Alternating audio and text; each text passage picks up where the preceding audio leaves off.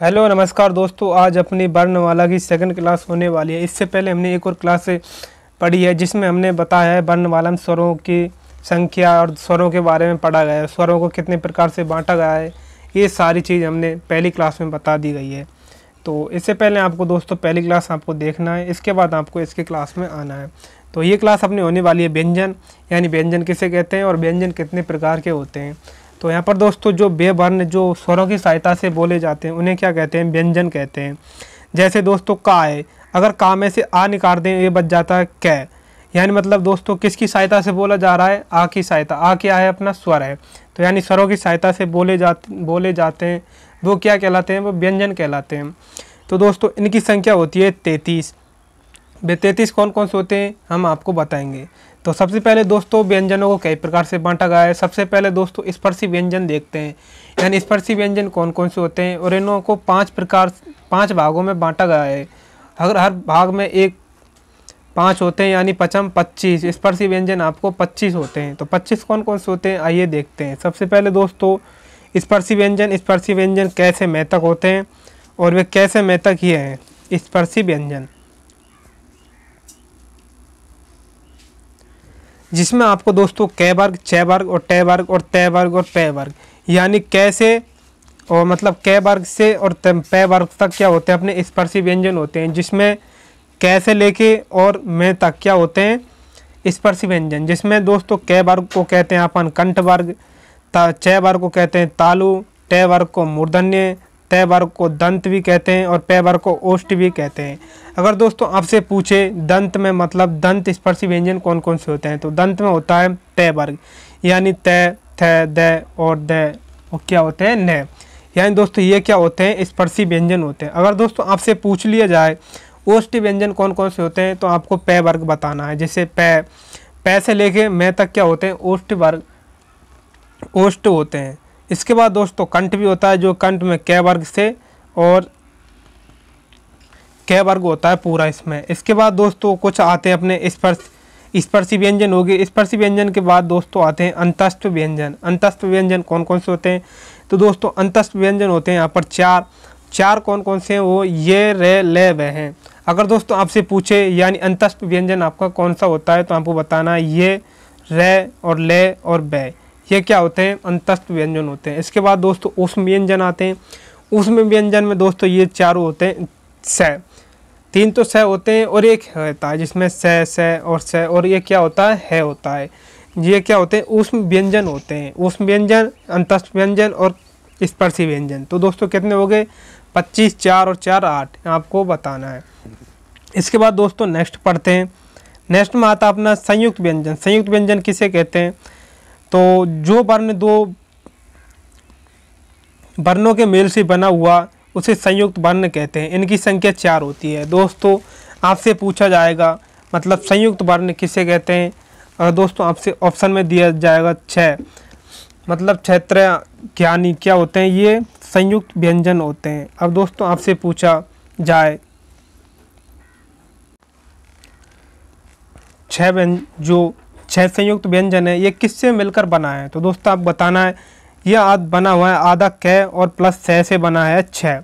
इसी तरह त्रय मतलब आधा तय और रे से बना है, और ज्ञानी अपना बना है आधा जैसे। तो दोस्तों ये मिलकर बना है आधा जय और अने से, मतलब मिलकर बन गया ज्ञ यानी ज्ञानी। इसके बाद दोस्तों चौथा है श्रेय। श्रेय आपका बना है आधा स प्लस रे से, ये आपके हो चुके हैं संयुक्त व्यंजन। अगर दोस्तों आपसे एग्जामिनर पूछता है यानी मतलब दोस्तों त्रय किससे मिलकर बना हुआ है, ऑप्शन में दे दिए जाएंगे 4 ऑप्शन। इसमें आपको जो सही करना है आधा तय प्लस रे, इसमें आधा तय होगा और पूरा क्या होगा रे होगा, जिससे मिलकर बनता है त्रय। इसी प्रकार हमसे ज्ञानी पूछेगा मतलब ज्ञ पूछेगा, आधा जय और प्लस अने से बनता है अपना ज्ञा, जिसे आप ज्ञानी भी बोल सकते हैं। इसके बाद दोस्तों संयुक्त व्यंजन हो गए। संयुक्त व्यंजन के बाद दूसरा आता है अपना कंपन के आधार पर। दोस्तों कंपन के आधार पर इस वर्णों को 2 प्रकार से बांटा गया है, जिसमें पहला वर्ण है अपना घोष वर्ण। अगर दोस्तों आपसे पूछेगा घोष वर्ण किसे कहते हैं, ये आपको एग्जामिनर देगा। तो दोस्तों घोष का अर्थ है नाद या गूंज। जिन वर्णों का उच्चारण करते समय स्वर तंत्रियों में गूंज उत्पन्न होती है, उसे घोष वर्ण कहते हैं। आपको इसकी परिभाषा याद होगी। तो दोस्तों जो घोष वर्ण होते हैं वो कौन कौन से होते हैं? सबसे पहले दोस्तों क वर्ग, च वर्ग, ट वर्ग और त वर्ग और प वर्ग। जो दोस्तों हमने पढ़ाया था स्पर्शी व्यंजन में वे ये मतलब क वर्ग, च वर्ग, ट वर्ग, त वर्ग और प वर्ग, जिसमें आपको दोस्तों तीसरा, चौथा, पांचवा व्यंजन आपको दोस्तों वर्ण देखना है। अगर दोस्तों आपको ये वर्ण मिलते हैं तो उसमें क्या हो जाएगा, घोष, जिसे हम सघोष भी कह सकते हैं।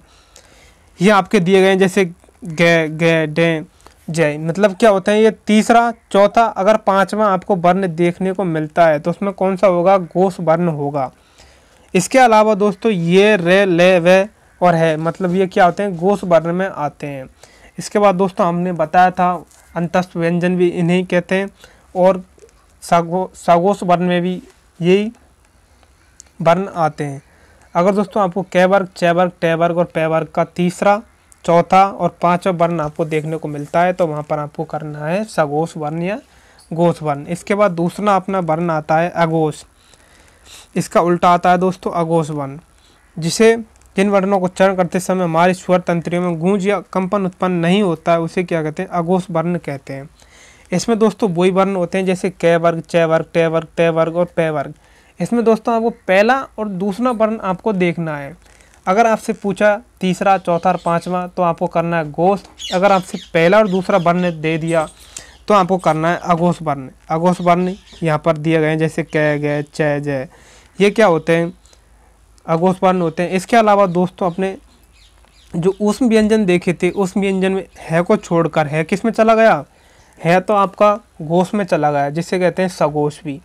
और है को छोड़कर जो ऊष्म व्यंजन है जैसे स और मतलब तीनों से आते हैं, ये किस में आते हैं, अघोष में आते हैं, जो कहलाते हैं अघोष वर्ण। अगर दोस्तों आपसे सीधा सा है, अगर आपको तीसरा, चौथा, पांचवा वर्ण देखने को मिलता है तो वहाँ पर आपको सघोष वर्ण करना है। इसके अलावा आपको पहला, दूसरा मिलता है तो वहाँ पर करना है अघोष वर्ण। आपको याद हो गया। इसके बाद दोस्तों नेक्स्ट पढ़ते हैं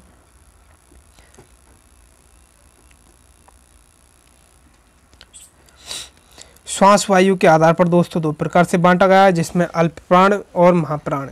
सबसे पहले अल्प प्राण देखते हैं। अल्प प्राण कौन कौन से होते हैं, सॉरी दोस्तों अभी ठीक करते हैं।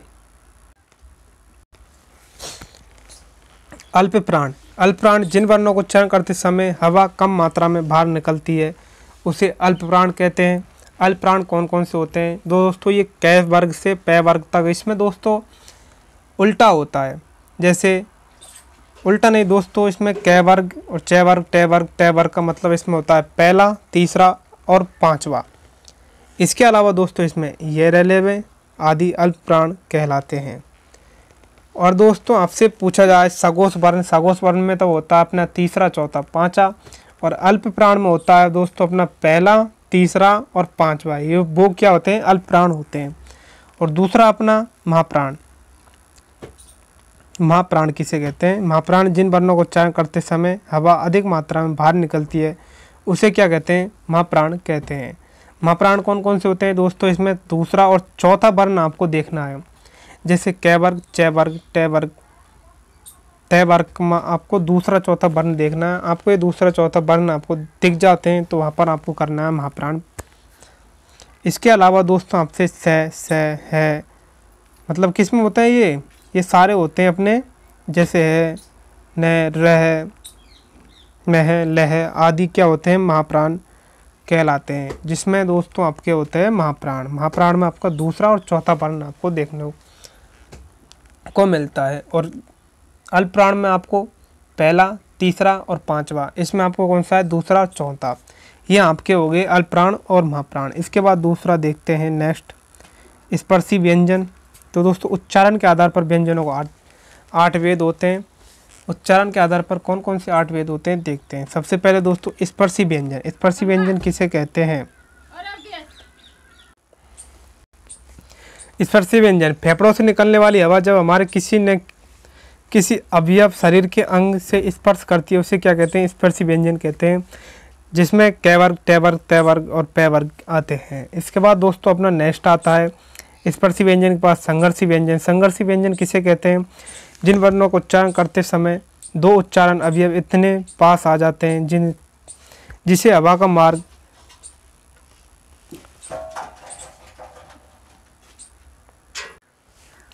सकड़ा हो जाता है और हवा संघर्ष से निकलती है, उसे क्या कहते हैं? संघर्षी व्यंजन कहते हैं।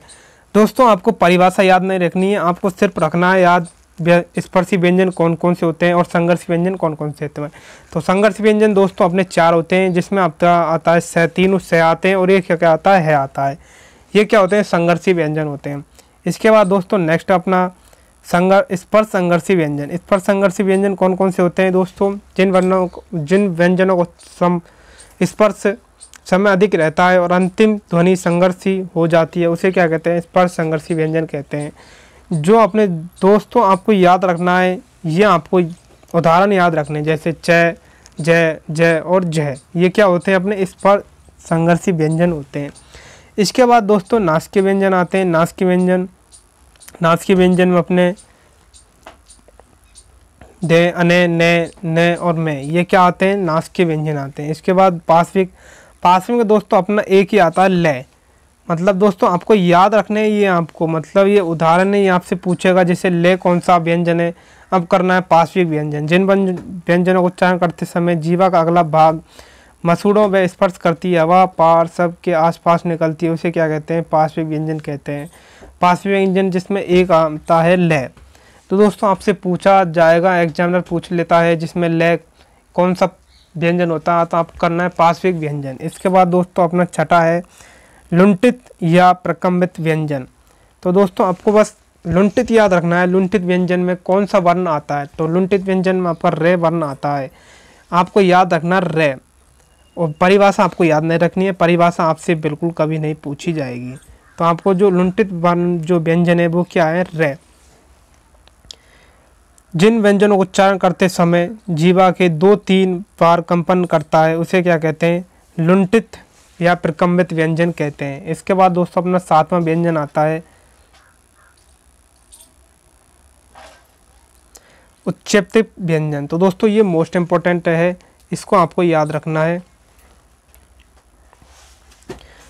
उत्क्षेपित व्यंजन कौन कौन से होते हैं? इसमें दोनों डे और डे आते हैं, ये आपको याद रखना है, ये आपको कई बार परीक्षा में पूछा जाता है। उत्क्षेपित अर्थ है फेंका हुआ। जिन वर्णों को उच्चारण करते समय जीवा झटके से नीचे की ओर गिरती है, उसे क्या कहते हैं? उत्क्षेपित व्यंजन कहते हैं। इसके बाद दोस्तों अपना 8वां है संघर्षहीन व्यंजन, जिसे कहते हैं अर्धस्वर व्यंजन भी कहते हैं। वे कौन कौन से होते हैं? आप देख सकते हैं यहाँ पर। जिन वर्णों को उच्चारण करते समय कोई संघर्ष नहीं करना पड़ता है, उसे संघर्षहीन व्यंजन कहते हैं। जो व्यंजन स्वरों जैसे बोले जाते हैं उसे अर्धस्वर व्यंजन कहते हैं, जैसे ये और बै, ये क्या होते हैं? ये होते हैं संघर्षहीन व्यंजन। इसके बाद दोस्तों हम देखने वाले हैं और अब दोस्तों आपके व्यंजन खत्म हुए, तो दोस्तों हम देखने वाले हैं जो अपने वर्ण होते हैं वो कुल 52 वर्ण होते हैं। वे कौन कौन से होते हैं? तो सबसे पहले दोस्तों अपने स्वर आपको पढ़ाया है, जिसमें कितने होते हैं? 11 स्वर होते हैं, ऐसे लेके ओ तक। इसके बाद दोस्तों एक आता है अपना अनुस्वार, एक आता है विसर्गी, मतलब कितने हो गए? 13 हो गए। 13 के बाद दोस्तों अपना व्यंजन स्टार्ट होते हैं। व्यंजन में आपके आता है कंठ मतलब क वर्ग। जो स्पर्शी व्यंजन होते हैं वो 25 होते हैं, यानी 11 और 1 12 और 1 13, 13 और 5 18। 18 के बाद दोस्तों ये कितने होते हैं? 5 होते हैं। यहाँ पर कितने हो जाते हैं दोस्तों? 25 और 13 39 हो जाते हैं।